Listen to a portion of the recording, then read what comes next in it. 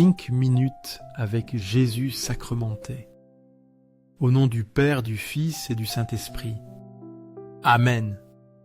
Cher Jésus, prisonnier d'amour caché et oublié dans tant de tabernacles, où tu attends patiemment notre visite, désirant un geste d'amour de l'humanité.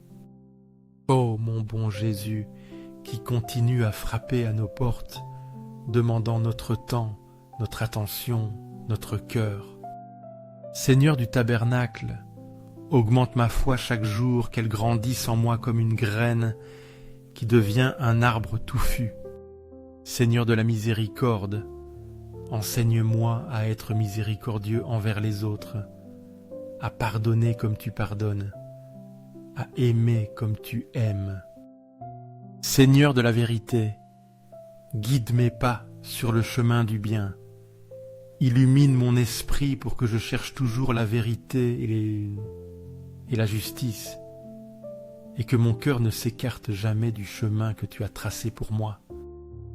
Seigneur du tabernacle, fais que je t'aime toujours plus, que mon amour pour toi grandisse à chaque battement de mon cœur, jusqu'à ce qu'il n'y ait plus de place en moi que pour ton amour.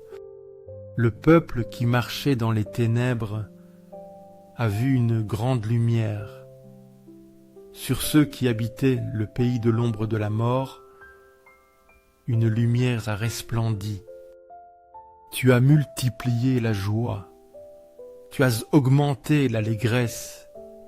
Ils se réjouissent devant toi, comme on se réjouit à la moisson, comme on pousse des cris de joie au partage du butin. Car le joug qui pesait sur lui, le bâton de son épaule, la verge de son oppresseur, tu les brises comme au jour de Madian. Car toute chaussure qu'on porte dans la bataille, et tout vêtement guerrier roulé dans le sang, seront livrés aux flammes, seront dévorés par le feu.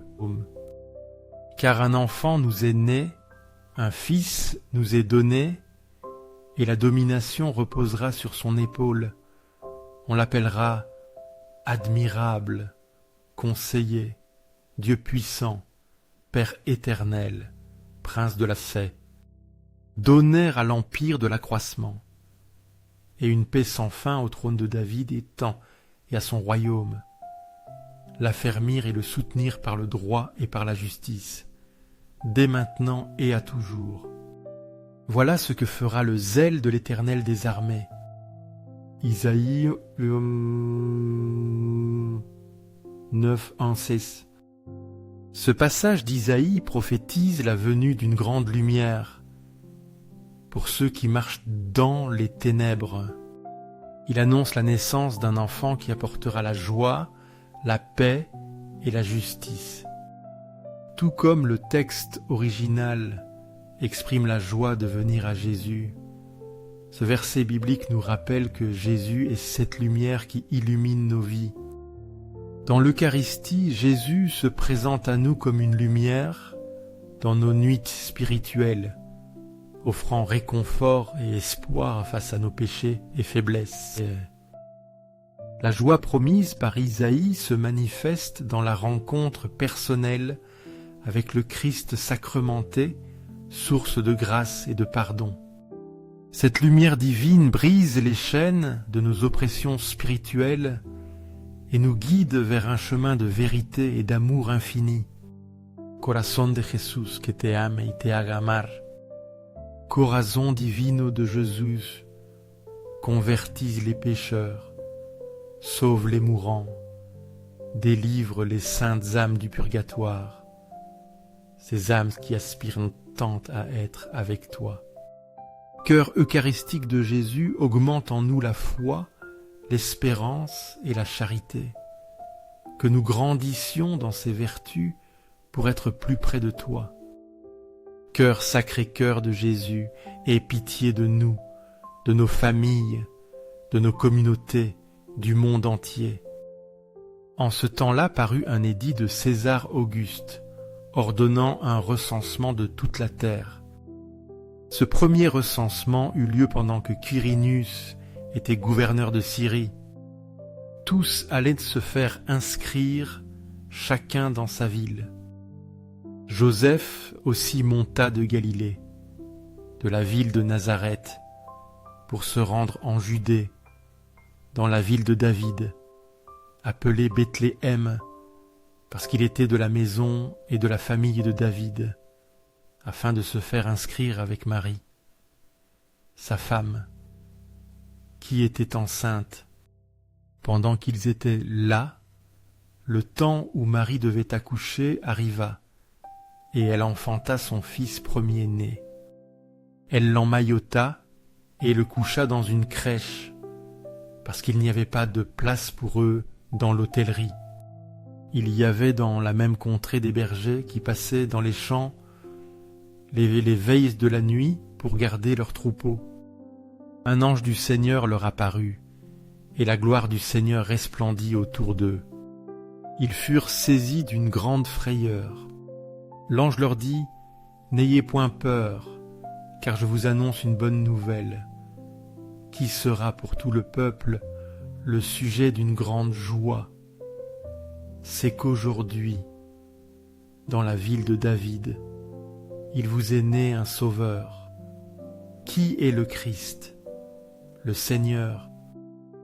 Et voici à quel signe vous le reconnaîtrez. Vous trouverez un enfant emmailloté et couché dans une crèche. » Et soudain il se joignit à l'ange une multitude de l'armée céleste, louant Dieu et disant : « Gloire à Dieu dans les lieux très hauts, et paix sur la terre parmi les hommes qui l'agréent. » Lorsque les anges les eurent quittés pour retourner au ciel, les bergers se dirent les uns aux autres : « Allons jusqu'à Bethléem, et voyons ce qui est arrivé, ce que le Seigneur nous a fait connaître. » Ils y allèrent en hâte, et ils trouvèrent sur où Marie et Joseph et le petit enfant couché dans la crèche. Après l'avoir vu, ils racontèrent ce qui leur avait été dit au sujet de ce petit enfant. Tous ceux qui les entendirent furent dans l'étonnement de ce que leur disaient les bergers. Marie gardait le souvenir de toutes ces choses, les méditant dans son cœur. Et les bergers s'en retournèrent, glorifiant et louant Dieu pour tout ce qu'ils avaient entendu et vu, selon ce qui leur avait été annoncé. Cet extrait de l'évangile de Luc raconte la naissance de Jésus. Tout comme le texte original exprime le désir que le cœur de Jésus soit amour et refuge, la scène de la nativité révèle l'amour humble et concret de Dieu qui se fait homme. La crèche, lieu de pauvreté et d'humilité, devient le berceau de l'amour divin. Les bergers, figures des âmes errantes mentionnées dans la prière originale, sont les premiers appelés à rencontrer cet amour. Leur joie et leur émerveillement nous invitent à ouvrir nos cœurs à la présence de Jésus, source de consolation et de paix véritable pour tous ceux qui le cherchent. Confiance au corps de Jésus, au cœur d'amour. Je mets toute ma confiance en toi, car bien que je craigne tout de ma faiblesse, de ma fragilité humaine, j'espère tout de ta bonté infinie. Sacré cœur de Jésus, aie pitié de nous et de nos pasteurs. Guide et protège notre pape François, nos évêques, prêtres et diacres, qu'ils soient de fidèles serviteurs tiens, de fidèles pasteurs de ton troupeau. Consolation dans la douleur et protection familiale. Sacré-Cœur de Jésus, réconforté dans ton agonie par un ange, réconforte-nous aussi dans nos agonies, dans nos maladies physiques émotionnel et spirituel, dans nos moments de douleur et de souffrance. Sacré-Cœur de Jésus, je crois en ton amour pour moi, un amour qui ne connaît pas de limites, qui n'a pas de fin.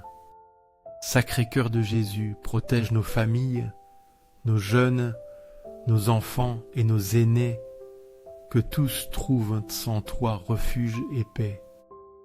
Désir d'un monde transformé, Sacré-Cœur de Jésus, sois connu, sois aimé, sois imité dans tous les coins du monde. Sacré-Cœur de Jésus, que ton règne vienne à nous, un règne de paix, de justice, d'amour. Sacré-Cœur de Jésus, je me livre à toi par Marie, notre Mère, qu'elle nous guide toujours vers toi. Sois aimé partout, Sacré-Cœur de Jésus. Tout pour toi, Sacré-Cœur de Jésus. Doux cœur de Marie, prépare-nous un chemin sûr vers ton Fils. Invocation au corps de Marie et au très saint sacrement. Doux cœur de Marie, sois le salut de mon âme, qu'en toi je trouve refuge et protection. Doux cœur de Marie, soyez mon salut, que je sois toujours sous ta protection. Très saint sacrement de l'autel, je crois, j'adore, j'espère et je t'aime. Je te demande pardon pour ceux qui ne croient pas, n'adorent pas, n'espèrent pas et ne t'aiment pas. Louange finale. Aux cieux et sur la terre soit à jamais loué le cœur aimant de Jésus sacramenté. Aux cieux et sur la terre soit à jamais loué le cœur aimant de Jésus sacramenté. Aux cieux et sur la terre soit à jamais loué le cœur aimant de Jésus sacramenté. Ainsi soit-il.